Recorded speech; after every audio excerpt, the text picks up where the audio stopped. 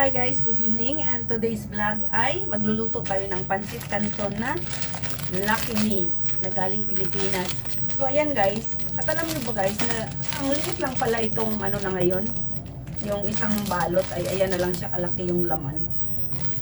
Kasi dati, ang laki pa ito nung ilang ano na, kasi matagal na akong hindi nakakain ito, kaya ayan guys. Magluto tayo guys, ito ang aking dinner guys today.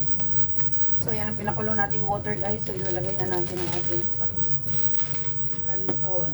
Ayan. Pakuluan lang natin siya. Grabe, ang liit na siya guys. Oh. Tingnan mo siya kalaki.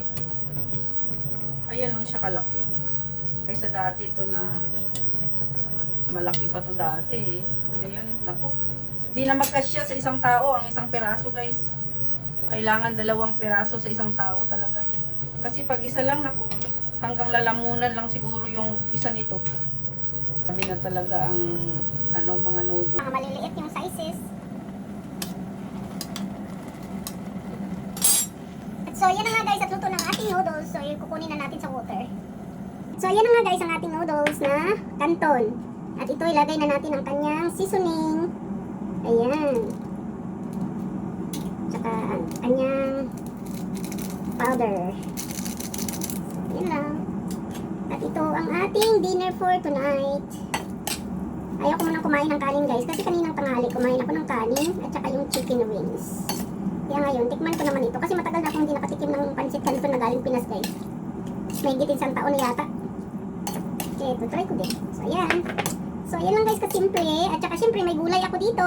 Ayan. Ilalagay natin sa gilid. Ayan. Ang ating gulay for today. At syempre, may meatloaf din ako.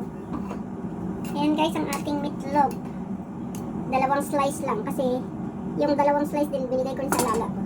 So, ayan na guys, ang ating dinner for today.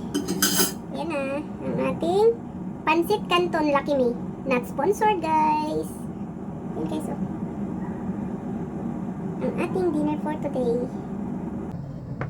So, ayan. Thank you so much for watching guys. God bless and I love you all. Maraming salamat sa palaging pagsusupport kay Lilian Herbar Channel. Kung hindi pa kayo guys nakasubscribe, please subscribe Lilian Herbar Channel at pag-press the notification bell para updated kayo sa aking mga bagong vlog. Thank you so much. God bless.